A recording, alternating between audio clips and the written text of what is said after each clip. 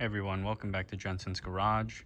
It is Thanksgiving 2025 and I just got back my GX460 from the Collision Center. Today I want to give a quick review and comparison between the 460 and the 550.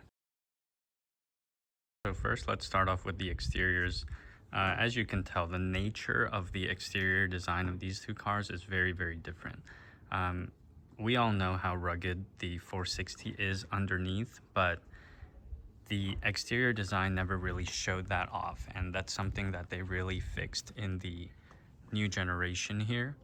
The 460 has a much more, I would say, grown up and luxurious appearance, and for people who don't really go off-roading or just want a really solid, reliable daily driver, they might prefer this. But I'll tell you one thing, when I park this thing on the street, it turns heads.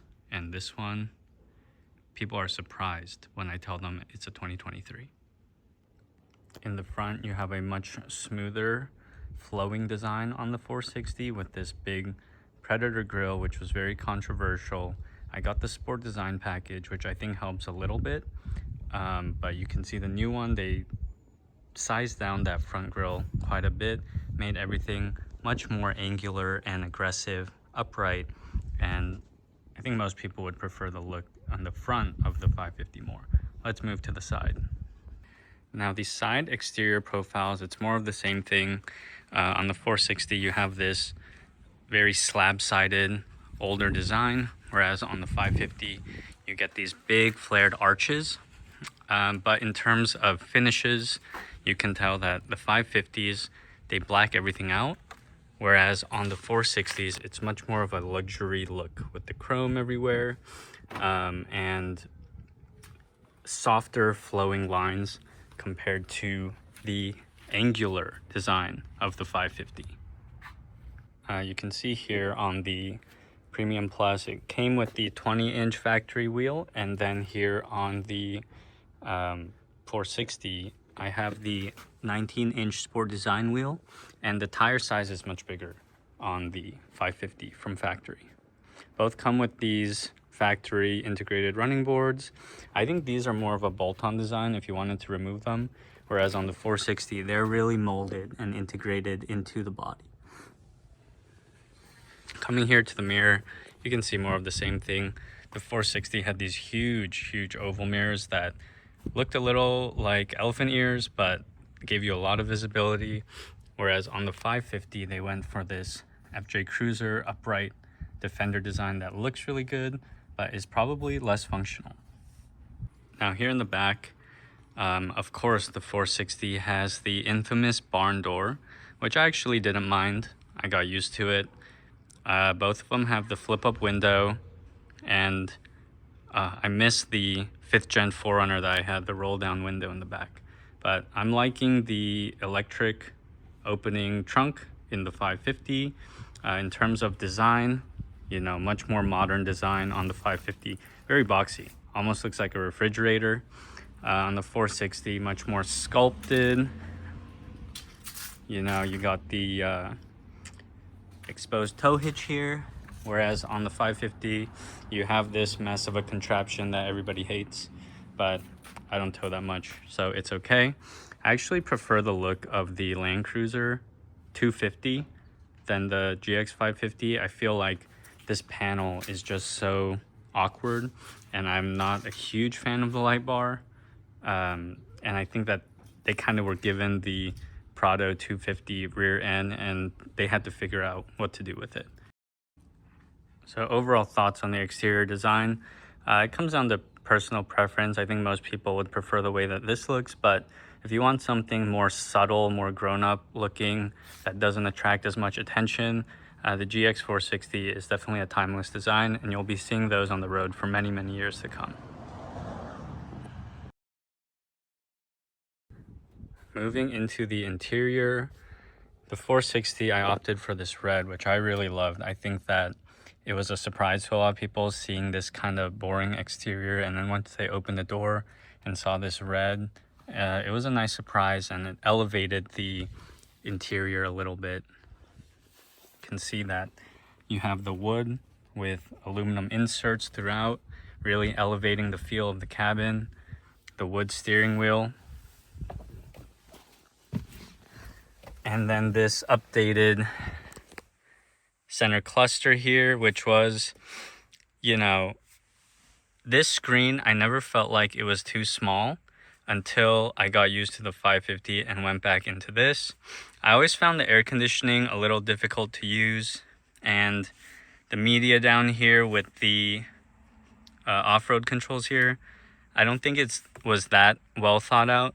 Everybody would try to use this knob to adjust the volume, but you know, overall very comfortable, luxurious place to be. I'll note that the interior of the 460 feels definitely more cramped than the 550. You have a much lower seating position. The windshield rake is not as upright, so you don't feel that trucky nature. You don't sit as high in traffic. My leg is always in the door. It's nice that they put this leather pad here, but definitely not as light and bright and spacious as the 550. But in terms of materials, it's a fantastic materials, you know. The leather, the stitching, the wood, it's a really high-end feeling, and of course the wood steering wheel. Here in the second row of the GX460, I opted for the captain's chairs, which again really delighted passengers. They love to see this. It's a unique option whenever friends rode in the car. I have the rear climate, and in terms of legroom, good legroom. This chair is in its comfort slide position, and you can see I'm about 5'7", so plenty of room, especially with these scallops. I think that the rear seat of the 460 is actually more spacious than the rear seat of the 550. Another nice luxury touch in the 460 is that it has this Alcantara material headliner, which I think is much higher end feeling than the kind of synthetic fabric that's in the 550. But yeah, just look at this. Beautiful, sumptuous. They don't make Lexuses like these anymore. Here in the trunk, I think that legroom that you get in the second row, it's not free. I do feel that the trunk space in the 460 is a little less deep than the 550, so maybe they just moved the rear seats more forward in the new model. But I use this thing like a work truck. I would throw logs, rocks, building materials, surfboards, anything in here, and you can see that there's some scuffs, but overall it's held up well and very practical, usable cargo space. I have the third folding row in both, and I did use them from time to time. For me, it was worth it to keep a third row instead of going with the Overtrail in the 550, which only has the 2-row configuration. You can see here has a little bump, kind of like the hybrids do in the new Land Cruisers, but I never found it to be too big of an issue. Moving into the interior of the 550, this one I opted for black. I didn't love the two-tone options that they had for the 550. I think there's like a light tan beige color, as well as like a darker saddle brown. So I went with the black. You can see that the design of the seats is much more fancy. They have a lot more panels cut in here, and let's climb in.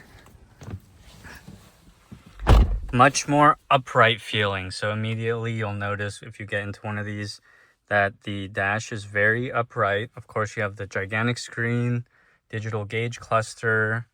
Here's that synthetic material I was talking about earlier, but very upright everywhere you look, and a wider feel in the cabin for sure. My knee is not pressed up against this door as much, and as well as when you're in traffic, you're sitting up much higher in this car.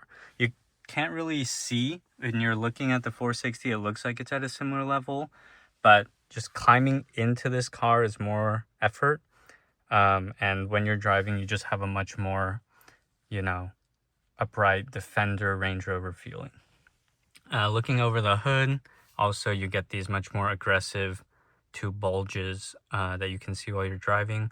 The way the 460 hood slopes down, you almost don't really see it at all when you're sitting in the driver's seat.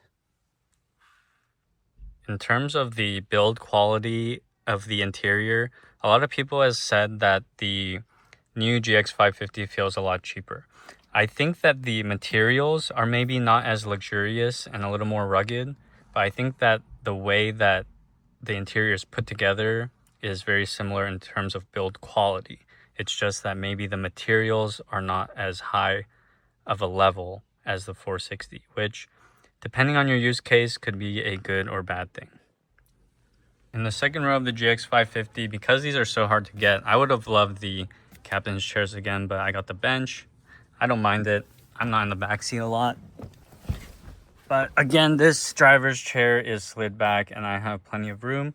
I think it's just the feeling of those scallops that makes it feel like maybe the GX460 is more roomy in the back, or the captain's chair situation could be the reasoning as well. But here's the 550 interior. You can see super angular and upright. Again, with the Premium Plus on the 550, you get a separate zone for the rear climate. You don't get these in the Overtrail, which is an interesting decision in my opinion on Lexus' part. And then here is what the center cup holders look like.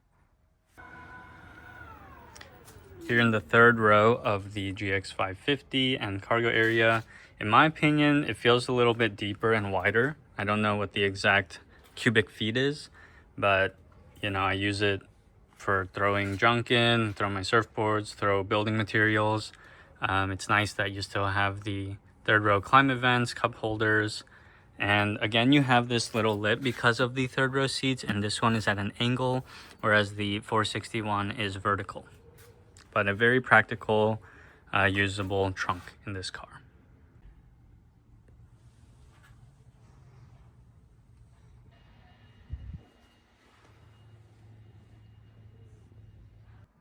So overall thoughts on the interior between the 460 and the 550. There's no right answer. It comes down to personal preference on if you want something like the 550 that's going to be more airy, more rugged, more adventure feeling, or the 460, which is going to be old school, luxurious, kind of darker cigar lounge, quiet type of feeling. So next I want to cover the engines. Of course, this is a 4.6 liter naturally aspirated V8, and this is a 3.4 liter twin turbo V6. This engine is silky smooth, and of course bulletproof reliable. It is down on power, but definitely more of a known quantity. So if you're willing to give up the power for the sake of smoothness and reliability, the 460 is definitely the way to go. 550 with the V6, definitely new era Toyota Lexus power plant.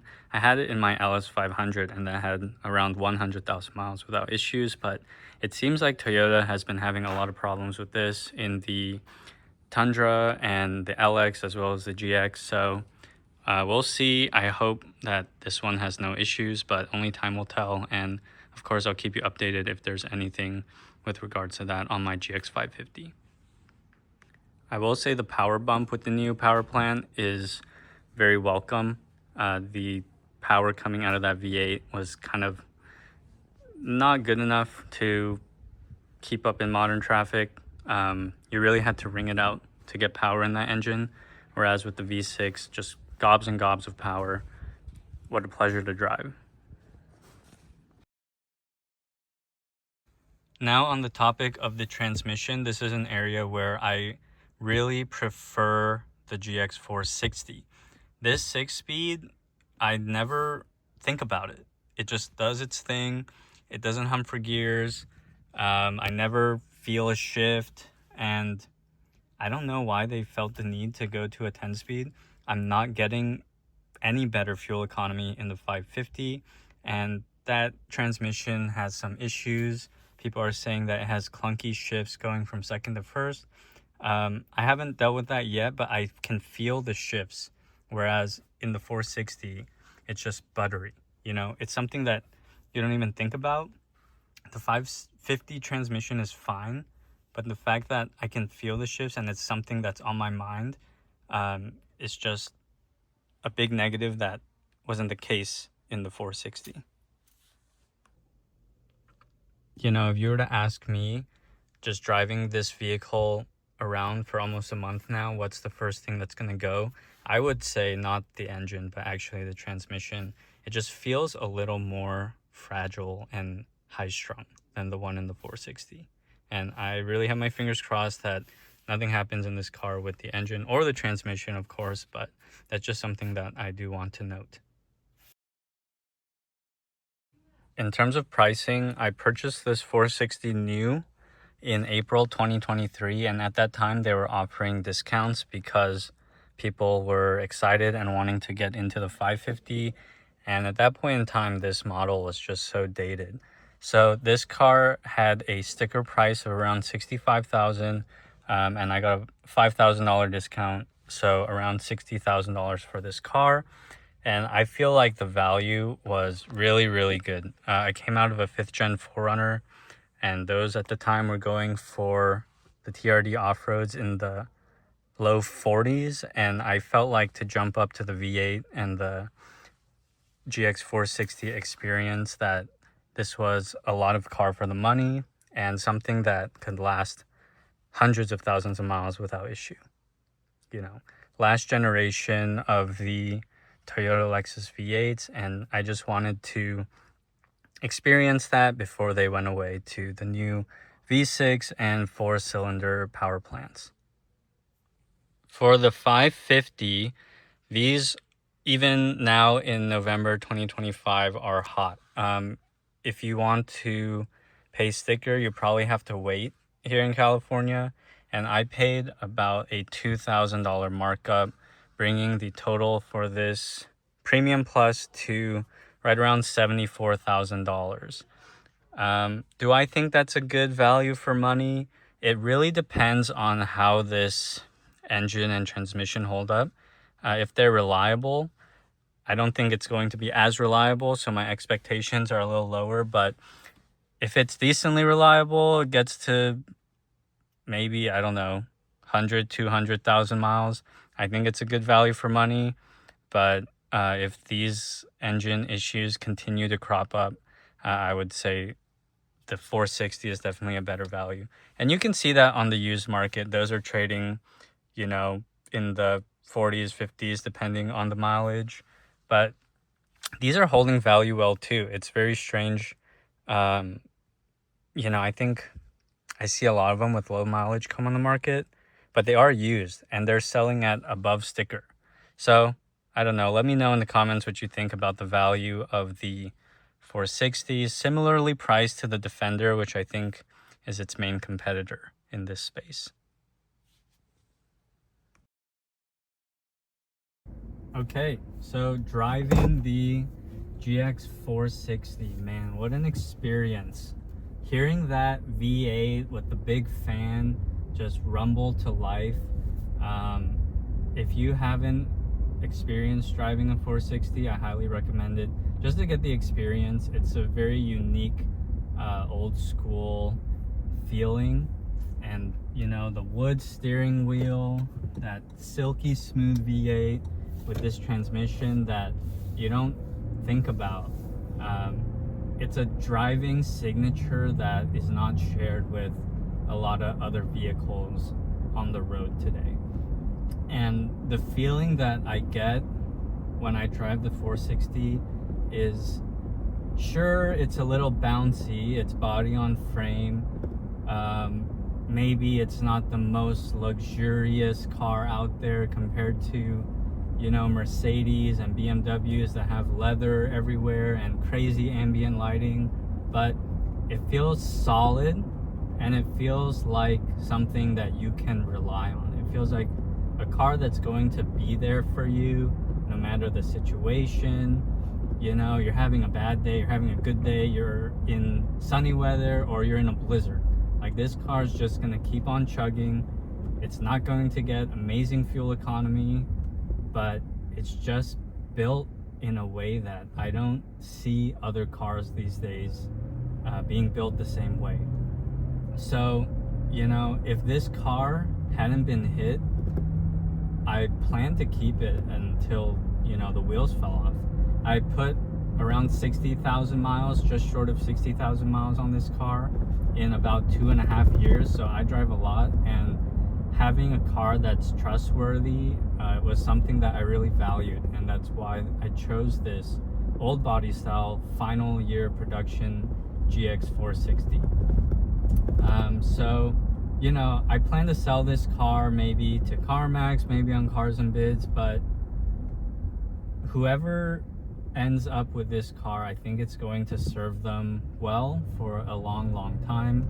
And you know, it's just a wonderful experience. It's easy. It doesn't take your attention away from something else that you need to focus on. You know what I mean? It's just easy. It blends into the background. When you have other things you need to focus on, maybe it's work, maybe it's family, you don't want your car troubles getting in the way of that. This should be, it's not a, cars aren't an investment, but you know, we're spending so much money on them these days that you want it to be something that serves you for a long time. And I think that the 460 is a car that really does that. So I hope it goes to a good home, and I know that, you know, I care about my cars. I maintain them to a T, and as long as you take care of them, these things are just absolutely bulletproof and such a pleasure to drive. I love the hydraulic steering.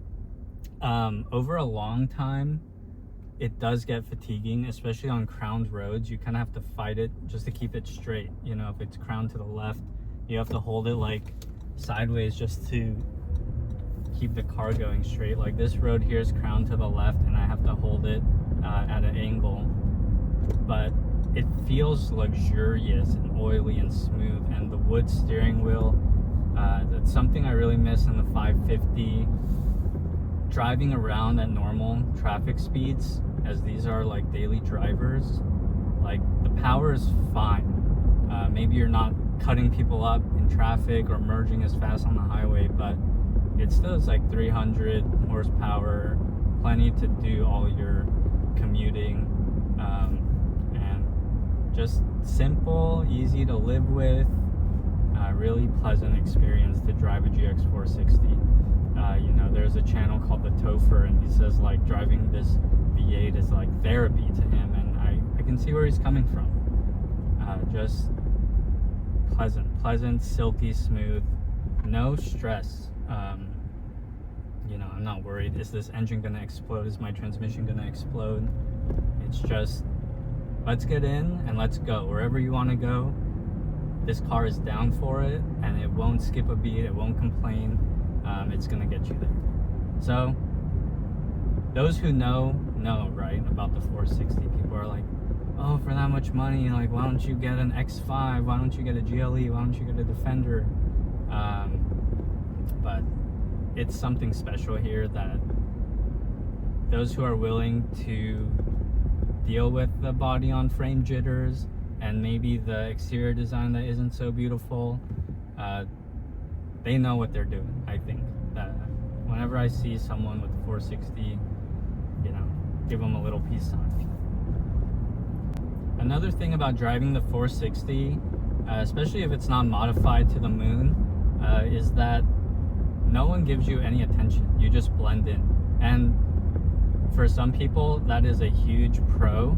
To other people, they want some excitement in their commuter. But for me, you know, I kind of like that this is something that people don't really think about when you're driving around in traffic.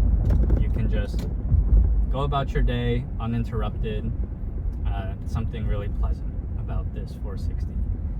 It's not flashy, it doesn't scream, it just does its job day in and day out, and for hundreds of thousands of miles. Okay, so driving the GX550, what is it like? I've had this car for almost a month now, just over 1,000 miles. I just did my break-in oil change, so a little more seat time. My thoughts are, first off, the car has way more presence. It's something that people notice. It's a car that people are excited to drive or get into or just see when it's parked on the street. When I go surfing, I park on the side of the street and I just see people's heads turn looking at it like, what is that? Like, is that a Lexus? They're surprised. The design really helps a lot. And I think a lot of people, they kind of dismiss the 460 just because of the way it looked, which is a shame. But this 550 really captures like the essence of what the GX is in its DNA, in my opinion. Next, the driving position is, like I mentioned before, a lot more upright and kind of adventure vehicle feeling than the 460. The 460 seating position felt more like a passenger car, whereas this, with the upright dash, the upright windshield, the upright side windows, gives this much more of a sense of occasion when you climb up into it. The 460, you almost don't need the running boards at stock height, but the 550, I think you do. And I think that's why they all come with the running boards on the premium and luxury models from factory. The engine, in terms of power and pickup, it's very delightful to drive. It's a pleasure to drive, like the 460 was a pleasure to drive, but in a different way. This is a pleasure not because of how silky smooth it is, but just because of the power. This is a big SUV, but with the power, it feels agile, it feels athletic, it has the get up and go. It doesn't feel like an old, heavy, heaving off-roader that the the 460 GX, kind of had that feeling like, oh, every time you get into a stop sign, you're like heaving forward with nosedive, and then to get going again, you're like heaving backwards just to get it going again. This thing just goes, it has, 400 something pound-feet of torque, and it makes it less fatiguing. Combined with the electric power steering, the feel of the 460 hydraulic power steering is special. It feels luxurious, it feels heavy with the wood steering wheel, but this honestly is more practical and a lot less fatiguing. And in a car that you're going to be doing thousands or hundreds of thousands of miles in, the extra effort that it takes to control the 460, it does add up. And in that sense, it makes this a more pleasurable vehicle to live with. The transmission, luckily for me, I haven't experienced the clunking that other people have experienced, but I do feel it shift, and I'm scared. That's not something that I'm used to as a GX owner, is being scared of like, is my car gonna have issues? I purposely bought that 460 because that's something that I don't want to deal with. And the 550, with its engine and transmission, I have that inkling in my mind like, oh, is this going to cause headaches for me? Is it going to leave me stranded? But there's only one way to find out, so that's why I took the dive, bought this 550, and only time will tell. I'm going to keep you guys updated on the channel as to the health of this powertrain. But very special, unique vehicle to drive. Both of them are, but in different ways. This has that much more rugged feeling when you're looking out over the hood. When you see this upright windshield, it feels like you can tackle more obstacles, much more off-road oriented than the 460. And even though this is not a over-trail model, without a rear locker and without the factory lift and all-terrain tires, from what I've seen, the premium and luxuries out of the box are more capable than the 460s out of the box. And I do plan to go test the off-roading capability very soon. I have a trip coming up this weekend, so make sure you keep an eye out for that. But overall, very relaxing. I like the dimensions of the 550. It's not too big. Like I said, not fatiguing to drive, relaxing. The interior maybe doesn't feel as upscale because of the materials, but in terms of, is it a Lexus? Is it driving in a way that you feel like you're not in a Toyota? I would say yes. Interestingly, the sound deadening is something that I'm pretty impressed by.